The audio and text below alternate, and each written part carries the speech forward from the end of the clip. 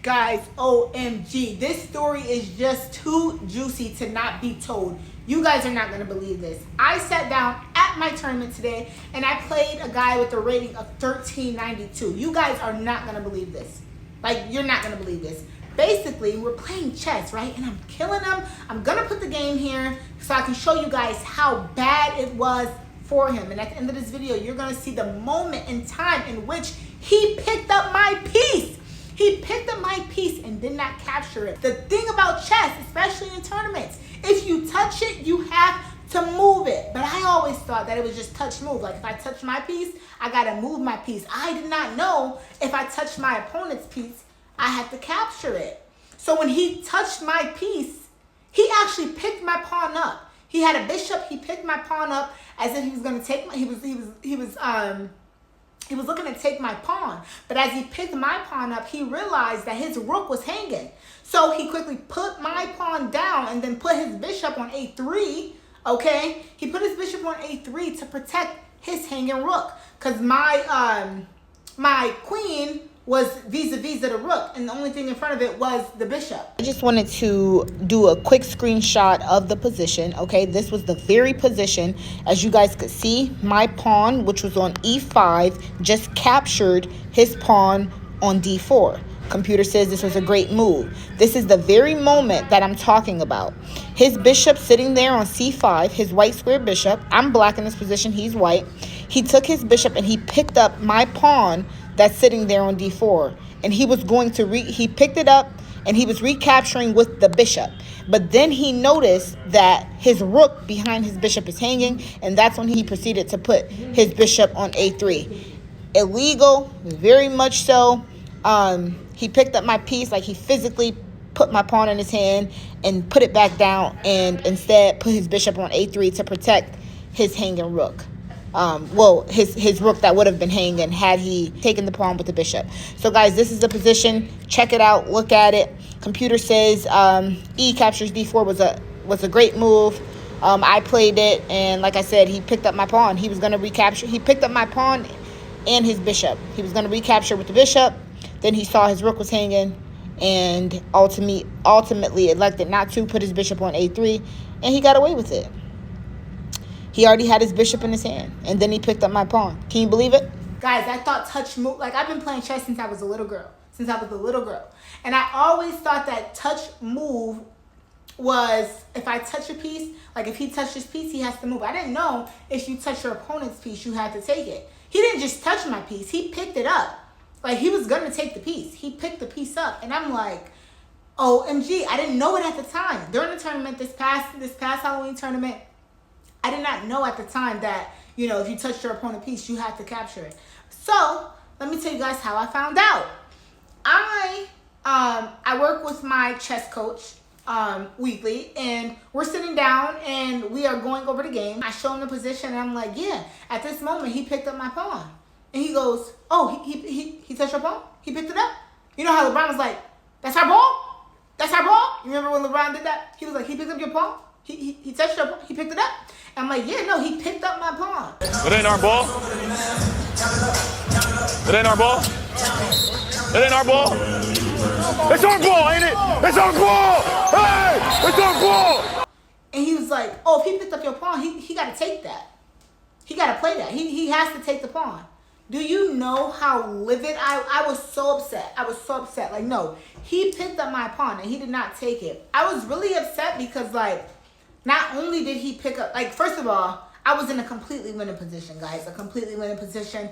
I'm going to put that game on here probably at the end of this video so you guys can see how much I had the game won.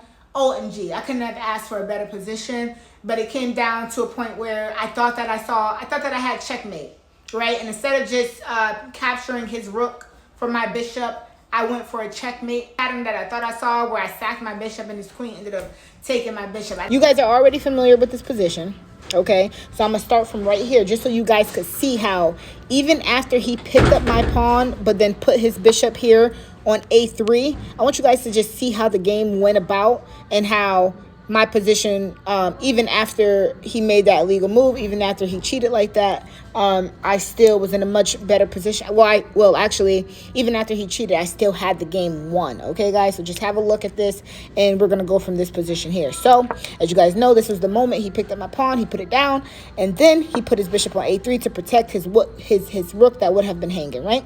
So, I go queen a8. Computer loves this move. And then he takes the pawn. And, of course, I take back with the bishop, and I'm hitting his unprotected rook, right? And then he doubles his rooks on a c-file, but his back rank is weak. So that's when I go check with my rook. He moves his king to h2. Guys, look at this. Check. This is a fork.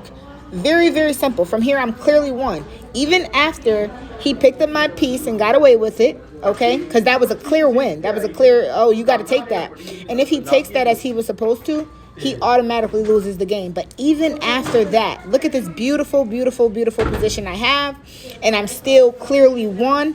Right now, when he was snatching all those pawns, I was doing other things, such as, I won't even tell you what I was doing. As he was snatching those pawns, I was getting a better position, right? Or as he was snatching those pawns, I was working on some other things, right? So look, now all those pawns he snatched, he's only a +1, and now he's found himself in this very, very scary fork, right? So he got away with his illegal move. And now I got this check off. And what is this check doing? It's forking both the king and it's attacking that rook. Okay? So he pushes the pawn to get out of check. Guys, would you believe this? All I have to do to just win this game and win it with flying colors is simply capture the rook. That's all I got to do. That's all I got to do. And winning should not be difficult from here. He'll take back, but look at his back rank. I got all these pieces looking that way. I'm in complete control here, right? That's all I have to do. Like this, you know, the computer says that, you know, black is clearly better here. So I have a simply one. Let's put it like this. I have a one position if I simply take the rook. This is a simple, clear win, right? So it all started from... So we know what happened when he put my piece down. He moves his bishop out the way. I put my queen on the best square. He takes the pawn. I take back, hitting his unprotected rook. He doubles his rooks on the c-file, but his back rank is weak. Check. He moves his king to h2. Bishop comes... e2, check, forking the king and the rook, okay? He has no choice but to block with that pawn there. All I have to do to win this game is very, very simple. Bishop captures rook, okay? I'm up in material, and his back rank, his king safety is just terribly, terribly weak. This should be an easy win, guys. Easy win, all right? So I've already won the game. From this great move, from this fork here, the game is already won. But what does the Kayla do? He blocks the check, and instead of just taking the material, winning the material, and winning the game, the Kayla sees a ghost. I basically saw a ghost. I drew up some mating idea in my head, and to make it so bad, y'all, I took like 5 to 10 minutes seeing this checkmate that was not there. It just simply wasn't there. Play the correct move, play the move that wins, bishop takes rook, and you win the game easily. Because once he takes back, you just won material, and his king safety is terrible, his back rank is terrible, and it's just a easily won game, right? But of course, I don't do that. I don't know. I don't do that, okay? It's a clear fork check. I see the rook, and instead of taking it, he blocks here. And instead of just taking a rook, I keep saying it because I can't believe it. What I do is I decide that I see a checkmate. The checkmate isn't there, guys. And I say check. Can you believe that? A total miss. And even worse than a miss, it's a blunder, right? It's just a blunder. Because once queen takes, I did not see this queen. What I was thinking was, I thought that if he takes back with the pawn, then that's clearly checkmate, right? That's checkmate. Or if he take back with the king, I drew up some ideas where I thought I had some mates, right? I thought I had some mating patterns. But even still here, I don't know if this is a clear win, right? So I just played the worst move, actually. The worst move. But guess what? He doesn't have to take with his queen nor his king. All he had to do was take with this piece. Now what I'm going to do? now I'm just busted because he you know, once the queen takes, I have nothing. I have nothing here. But I just blundered. I just lost the piece. And that's exactly what happened. Queen took on G3. I took here. Rook took here. And at this point, the game is just over. If you count the material, we both have 3 pawns. I have a queen. He has a queen. I have a rook. He has a rook. And he has this dark square bishop. And unfortunately, in this type of position, that's just too much material to win this game. He's up too much material for me to win this game, simply put. I don't have any compensation for that one piece that he has. You know, he has that extra piece. I had no compensation. I had nothing. I'm just down material here. So this game is clearly lost. Of course, I play on. I probably should have just resigned here, but I played on. But ultimately, he won a game. When you go down a -3 in material like that with no compensation this late in the game, your chances of winning are slim to none. I lost the game here. He got up from the table like he did something great or like he did something special. But as you and I both know, he lost the game twice. He lost the game here. Wait. He lost the game twice. He lost the game here when he lost the game here when he picked up my piece. He got away with it. And he lost the game.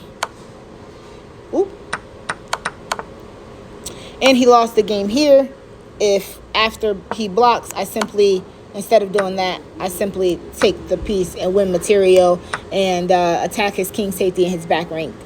I win the game from there. So yeah, guys, that's just the moral of the story. It happens, but I just wanted to let you guys know.